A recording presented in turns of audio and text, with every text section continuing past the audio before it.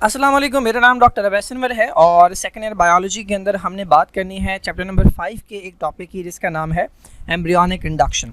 बच्चों को ये बिल्कुल समझ नहीं आता कि ये क्या है, हालांकि ये बहुत छोटा सा बहुत आसान सा टॉपिक है, बट स्टिल स्टूडेंट को समझ नहीं आता कि यहाँ पे हो क्या रहा है। तो अगर आपने चैप्टर नंबर 3 के अंदर ऑक्सिन्स पढ़े हैं जो कि हार्मोन्स होते हैं प्लांट के अंदर, तो वहाँ पर शायद आपने एक टॉपिक पढ़ा होगा कि एक रोल पढ़ा होगा ऑक्सिन का कि वो करवाता है एपिकल डोमिनेंस। अब ये एपिकल डोमिनेंस होता क्या है मैंने भी समझाया ये, और आपने अगर पहले से समझा हुआ हो कि इसमें होता ये कि प्लांट की जो टॉप वाली बर्ड होती है, एपिकल बर्ड होती है, वो ग्रो करती है। फॉर एग्जांपल ये अगर एक प्लांट है हमारे पास जो उसका स्टेम है, ठीक है, तो इसके अंदर ये जो टॉप रीजन है यहाँ पे एपिकल बर्ड होती है, और ये जो ब्रांचेस निकली हुई हैं इनके साथ छोटी सी निकली हुई होती है लैटरल बर्ड। तो ऑक्सिन क्या करवाता है, एपिकल बर्ड को ग्रो करवाता है लेकिन लैटरल बर्ड को ग्रो नहीं करवाता, तो प्लांट ब्रांचिंग नहीं होता, प्लांट ऊपर की तरफ ग्रो होता है। तो बेसिकली हो क्या रहा है, प्लांट के एक पार्ट की ग्रोथ जो है वो दूसरे पार्ट की ग्रोथ को इन्फ्लुएंस कर रही है, मुतासिर कर रही है, कंट्रोल कर रही है या इनहिबिट कर रही है, कुछ ना कुछ कर रही है, उस पर असरअंदाज हो रही है। बिल्कुल इसी तरीके से एनिमल्स के अंदर ये होता है कि एम्ब्रियो जब बन रहा होता है तो उसके एक पार्ट की ग्रोथ जो है वो दूसरे पार्ट की ग्रोथ या एक पार्ट की डेवलपमेंट की दूसरे पार्ट की एक पार्ट की डेवलपमेंट किसी दूसरे पार्ट की डेवलपमेंट को इन्फ्लुएंस करती है या कंट्रोल करती है या मुतासिर करती है। ये फिनोमेना कहलाता है एम्ब्रियोनिक इंडक्शन। तो यहाँ पर आपको डेफिनेशन मिल जाएगी कि an embryonic tissue influences upon the other embryonic tissue. एक एम्ब्रियो के टिश्यू का एम्ब्रियो के किसी एक पार्ट का एम्ब्रियो के किसी दूसरे पार्ट की डेवलपमेंट को, उसकी ग्रोथ को इन्फ्लुएंस करना, कंट्रोल करना, इनहिबिट करना, प्रोमोट करना, ये कहलाता है बेसिकली एम्ब्रियोनिक इंडक्शन। अब इसका जो ये एक्सपेरिमेंट है ये बहुत आसान सा है। इन्होंने किया क्या, देखें, सबसे पहले तो समझें कि ये हमारे पास एक एम्ब्रियो है, ठीक है, किसका है क्या है ये छोड़ दें, बस ये समझ लें कि ये हमारे पास एक एम्ब्रियो है, ठीक है। इसका ये जो ये वाला हिस्सा है, ये वाला हिस्सा यहाँ पर आगे जाकर बनना है नर्वस सिस्टम, ठीक है। इस एरिया के अंदर इस एम्ब्रियो का नर्वस सिस्टम बनना है, और इसका जो ये वाला एरिया है, ये वाला एरिया यहाँ पर बननी है इसकी बेली, ठीक है। ये वाला एरिया कह लें, ये वाला एरिया कह लें, यहाँ पर बननी है इसकी बेली, ठीक है। तो ये इसका बेली रीजन है। तो दो एरियाज आपने याद रखने हैं इस एम्ब्रियो के अंदर। नंबर 1 ये एरिया कि जहाँ पर नर्वस सिस्टम बनना है इसका, और ये एरिया जहाँ पर इसकी बेली बननी है। अब ये एक्सपेरिमेंट जो है ये 2 स्टेप्स के अंदर किया गया है, या 2 एक्सपेरिमेंट किए गए हैं।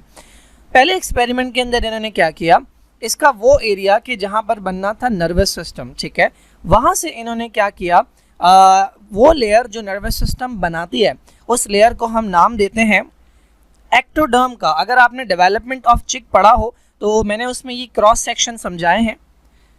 ये हमारे पास सबसे ऊपर वाली लेयर है, ठीक है, फिर ये हमारे पास एक मिडिल लेयर होती है मीजोडर्म, और फिर ये इनर लेयर होती है, सॉरी बिल्कुल अंदर वाली लेयर होती है नीचे वाली, दैट इज़ कॉल्ड एंडोडर्म। तो ये जो मीजोडर्म है इससे बनता है एक रॉड लाइक स्ट्रक्चर जिसे कहते हैं नोटोकॉर्ड, और ये जो एक्टोडर्म है इससे बनती है एक ट्यूब जिसे हम कहते हैं न्यूरल ट्यूब, जिससे आगे जाकर ब्रेन और स्पाइनल कॉर्ड बनता है, ठीक है। तो बेसिकली इन्होंने क्या किया, उस एरिया से जहाँ पर आगे जाके बनना था नर्वस सिस्टम, प्रिजम्पटिव का मतलब होता है फ्यूचर में बनने वाला, तो यहाँ पर बनना था नर्वस सिस्टम, इन्होंने क्या किया, यहाँ से वो लेयर ली जिसने आगे जाकर नर्वस सिस्टम बनाना था, जो बेसिकली ये वाली लेयर है, एक्टोडर्म की लेयर है, और इन्होंने इस पीस को उठाकर लगाया बेली रीजन के अंदर। ये वाला जो रीजन है, ये वाला जो रीजन है, दिस इज़ बेली रीजन, और बेली रीजन के अंदर इन्होंने क्या किया, इस एरिया को उठाकर लगा दिया। अब देखें, इसने आगे जाकर बनाना था नर्वस सिस्टम, तो चाहे यहाँ हो चाहे यहाँ हो इसको नर्वस सिस्टम बनाना चाहिए था, लेकिन जब इन्होंने देखा इस एम्ब्रियो को आगे जाके तो नर्वस सिस्टम वहीं पर बना जहाँ पर बनना था। जिस जगह पर इन्होंने नर्वस सिस्टम बनाने वाला टिश्यू लगाया था वहाँ पर नर्वस सिस्टम नहीं बना, ठीक है।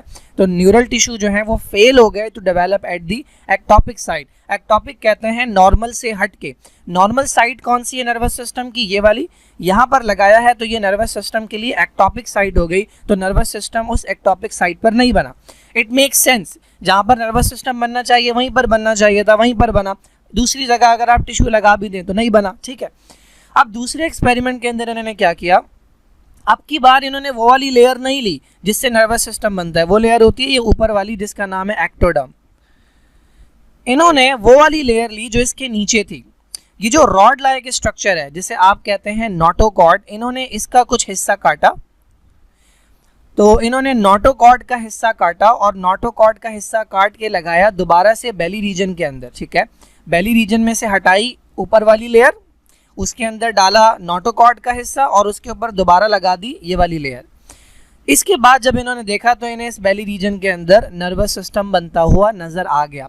पहले इन्होंने जब एक्टोडर्म लगाई थी निकाल के तो नर्वस सिस्टम नहीं बना, हालांकि एक्टोडर्म से ही नर्वस सिस्टम बनता है। सेकंड टाइम इन्होंने एक्टोडर्म के नीचे वाली जो लेयर जो हिस्सा था, जो पार्ट था जिसे नोटोकॉर्ड कहते हैं, जब इन्होंने नोटोकॉर्ड का हिस्सा काट के लगाया दूसरे रीजन में तो वहाँ पर नर्वस सिस्टम डेवलप हो गया। इससे क्या पता लगा? इससे बहुत सिंपल सी बात पता लगी कि नर्वस सिस्टम वहाँ डेवलप होता है जहाँ पर नोटोकॉर्ड होती है। उसका रीज़न ये है कि इस नोटोकॉर्ड में से कुछ केमिकल्स निकलते हैं जो जाकर ऊपर वाली लेयर को बताते हैं कि भाई अब आपने नर्वस सिस्टम बनाना है। इसीलिए जब आपने खाली एक्टोडर्म उठाकर लगाई तो चूंकि यहाँ पे कोई नोटोकॉर्ड मौजूद नहीं थी तो इसे कोई मैसेज नहीं मिला। जब इसे कोई मैसेज नहीं मिला तो नर्वस सिस्टम डेवलप नहीं हुआ। दूसरे एक्सपेरिमेंट के अंदर जब आपने नोटोकॉर्ड का टुकड़ा उठाकर लगाया तो इस नोटोकॉर्ड ने अपने ऊपर वाली लेयर को, ये जो ऊपर वाली लेयर थी एक्टोडर्म थी, इस ऊपर वाली लेयर को मैसेज दिया कि भाई तुमने डेवलप होना है नर्वस सिस्टम के अंदर। तो आपको नज़र आ रहा है कि न्यूरल प्लेट बनती हुई नज़र आ रही है जो आगे जाकर न्यूरल ट्यूब बनाएगी जिससे ब्रेन और स्पाइनल कॉर्ड बन जाएंगे। अब इसका क्या किया गया? ये तो डिस्कार्ड कर दिया गया। ऐसा नहीं है, बच्चे पूछते हैं कि भाई क्या इसके अंदर दो नर्वस सिस्टम बन रहे थे, तो ये तो खाली एक्सपेरिमेंट के लिए देखा गया था। इस एम्ब्रियो को डिस्कार्ड कर दिया गया। इससे पता ये लगा कि एम्ब्रियो का एक पार्ट एम्ब्रियो के किसी दूसरी पार्ट की डेवलपमेंट को या उसकी ग्रोथ को इन्फ्लुएंस करता है और यही प्रोसेस जो है ये कहलाता है एम्ब्रियोनिक इंडक्शन। अब बेसिकली इस नोटोकॉर्ड ने कुछ ना कुछ क्या दिए होंगे, केमिकल्स दिए होंगे, तो वो केमिकल जो है वो कहलाता है प्राइमरी ऑर्गेनाइजर। जो भी केमिकल है जिसकी मदद से मैसेज जो है वो ट्रांसफ़र किया इसने ऊपर वाली लेयर तक, वो कहलाता है प्राइमरी ऑर्गेनाइजर। अभी तक कंफर्म नहीं है कि प्राइमरी ऑर्गेनाइजर का एग्जैक्ट नेचर क्या होता है, बट सम साइंटिस्ट से कि ये कोई पेप्टाइड ग्रोथ फैक्टर्स हैं, यानी प्रोटीन से बने हुए कुछ ग्रोथ फैक्टर कह लें या केमिकल्स कह लें, जिनका काम है कि ऊपर वाली लेयर को जाके या किसी दूसरे पार्ट को जाके इन्फ्लुएंस करते हैं। जिस तरह हार्मोन होता है जो अपना मैसेज ट्रांसफ़र करता है, बिल्कुल इसी तरह ये जो प्राइमरी ऑर्गेनाइजर है ये एक पार्ट का मैसेज दूसरे पार्ट को देता है। अब मैं आपको एक इंटरेस्टिंग सी चीज़ बताता हूँ।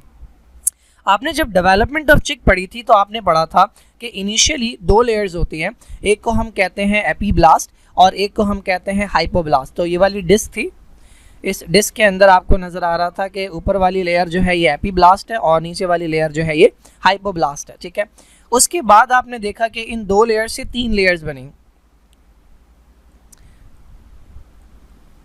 अच्छा, इसको मैं काट के बनाता हूँ, ठीक है, जैसे मैंने अभी बनाया था। यहाँ से अगर मैं इसे काट दूँ तो ये बनी एक लेयर, ठीक है, और फिर ये इसके नीचे एक और लेयर और फिर इसके नीचे एक और लेयर, तो ये तीन लेयर्स बनी।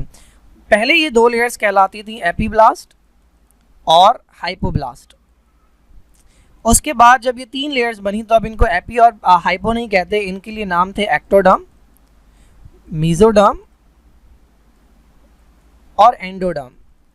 और अगर आपने पढ़ा हो कि ये तीनों लेयर्स बनती किससे हैं तो आपने पढ़ा होगा ये तीनों लेयर्स बनती हैं एपीब्लास्ट से। होता क्या है, इस एपीब्लास्ट के अंदर एक आपको ग्रूव बनता हुआ नज़र आता है, ठीक है, प्रिमिटिव ग्रूव कहलाता है। इसके ऊपर ये इस तरह का एरिया होता है, यहाँ से सेल नीचे गिरते हैं, माइग्रेट करके जाते हैं और पहले जमा होते हैं इन दोनों के दरमियान में तो मेसोडर्म बनती है, सॉरी पहले नीचे जाते हैं तो एंडोडर्म बनती है और उसके बाद जमा हो जाते हैं दो लेयर्स के दरमियान तो मेसोडर्म बनती है।